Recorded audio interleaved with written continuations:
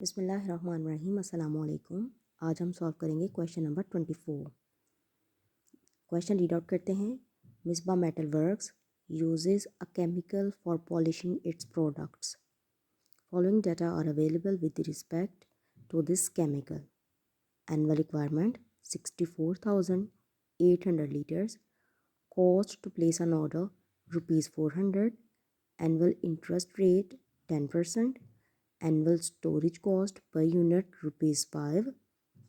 Cost per liter ₹40. Requirements है हमारी economic order quantity, number of orders per year, frequency of orders, and the last one is proof of correctness of economic order quantity. Now we will move on to solution. यहाँ पर आज की points में एक नया जो है point add हुआ है वो है स्टोरिंग कॉस्ट। सबसे पहले फार्मूला लिखना है हमने EOQ का, जो कि है 2 into AR into OC divide by C under root.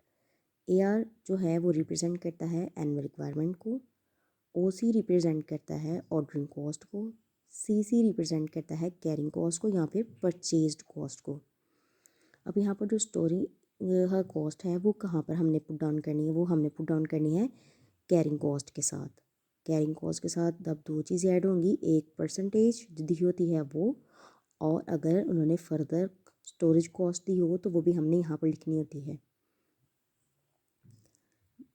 यहाँ पर डाटा पुट डाउन किया, यहाँ पर ये देखें 2 फार्मूले का 64,800 लीटर्स एनुअल रिक्वायरमेंट, 400 जो है वो है हमारी ऑर्डरिंग कॉस्ट, और कैरिंग कॉस्ट है हमारी ₹40, उसका 10% लेना है। उसके बाद जो भी अमाउंट आएगी उसमें 5 को ऐड करना है।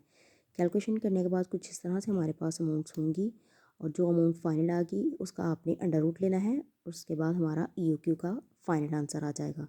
इसके बाद रिक्वायरमेंट नंबर 2 और 3 फुलफ़िल करने से पहले हमने पहले टेबल जो है वो प्रूफ टेबल जो है पहले वो बनाएंगे।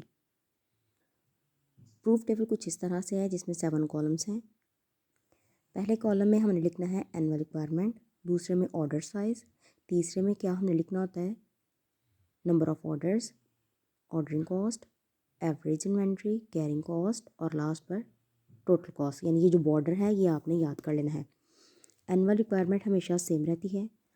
ऑर्डर साइज़ जो है हमने यहाँ पर पहले ये वाली चीज़ लिखनी है 64,800 लीटर्स, ये तो सब में एनुअल रिक्वायरमेंट सेम रही ना।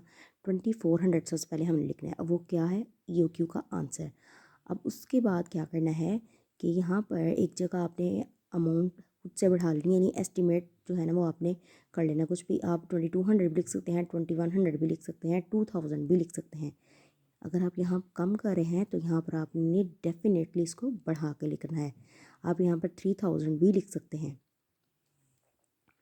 अब नंबर ऑफ़ ऑर्डर्स किस तरह से आता है, एनुअल रिक्वायरमेंट को डिवाइड करेंगे ऑर्डर साइज़ पे, नंबर ऑफ़ ऑर्डर्स आ जाएंगे हमारे पास। अब ऑर्डरिंग कॉस्ट का जो कॉलम है वो किस तरह से बनेगा, नंबर ऑफ़ ऑर्डर्स को मल्टीप्लाई करना है ऑर्डरिंग कॉस्ट से, जो कि है क्वेश्चन में गिवन 400। तो इसके साथ 1 बाय 1 मल्टीप्लाई करते जाएंगे तो हमारे पास ये जो है कॉलम अवेलेबल होगा।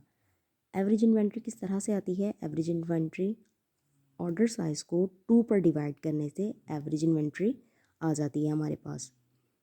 यानी सबसे पहले आपने 2300 को, फिर उसके बाद 2400 को, फिर 2500 को 1 बाय 1 2 पे डिवाइड करना है। कैरिंग कॉस्ट किस तरह से आती है, एवरेज इन्वेंट्री का जो आंसर है उसको मल्टीप्लाई करेंगे आप कैरिंग कॉस्ट से। कैरिंग कॉस्ट कौन सी, जो कि क्वेश्चन में गिवन है। मल्टीप्लाई करने से 1 बाय 1 हमारे पास ये वाले आंसर्स मौजूद होंगे। टोटल कॉस्ट किस तरह से आएगी, दो तरह की कॉस्ट हैं, एक है हमारे पास ऑर्डरिंग कॉस्ट और एक है कैरिंग कॉस्ट। इन दोनों कॉस्ट को जब प्लस करते हैं तो हमारे पास ये फाइनल आंसर आता है। अब यहाँ पर आप देखें कि जो हम यहाँ पर क्या साबित करते हैं, हम ये साबित करते हैं कि जो हमने फार्मूला लगाया है उसके तहत हमें जो मिनिमम कॉस्ट है वो हमें पे करना पड़ेगी। ये देखें यहाँ पर ये अमाउंट है, यहाँ पर ये है और यहाँ पर ये है। अब यहाँ पर इस तरह का कभी कोई केस हो कि यहाँ पर भी देखिए सेम अमाउंट है यहाँ भी, तो इसका मतलब है हम इस वाले से ज़्यादा पे कर रहे हैं ना। तो ये क्या प्रूव करता है कि जो हमने EOQ का फार्मूला लगाया है वो हमारे लिए बेस्ट है, उसी को लेकर चलते हुए हमें कम से कम कॉस्ट जो है वो पड़ती है। सेकेंड रिक्वायरमेंट है नंबर ऑफ़ ऑर्डर्स, यानी हमने एक साल में कितने ऑर्डर्स प्लेस करने हैं, उसका फार्मूला है annual requirement divided by EOQ। Annual requirement हमारे पास क्या थी 64,800 लीटर्स और EOQ का आंसर क्या आया था 2400। डिवाइड करने से हमारे पास आंसर आएगा 27 ऑर्डर्स, यानी हमने कितने ऑर्डर्स प्लेस करने हैं 27। अब उसके बाद वो कह रहे हैं कि कितनी कितनी ड्यूरेशन के बाद, कितने दिनों के बाद हमें ये ऑर्डर जो है वो प्लेस करना है। तो हमने उसका फार्मूला पहले लगाना है days in a year divided by number of orders. 360 divided by 27। 27 कहाँ से आया, ये जो ऑर्डर्स हैं उस पर हम डिवाइड करना है, तो हमारे पास क्या आ जाएगा 14 डेज़, यानी हमने 14 दिनों के बाद अपना ऑर्डर जो है वो प्लेस करना है। टोटल ऑर्डर्स हमें कितने प्लेस करने हैं 27। होप कि आपको समझ आई होगी। अगर कोई क्वेरी हो, कोई क्वेश्चन हो जहाँ से समझ ना आए, दैन लेट मी नो। अल्लाह हाफिज़।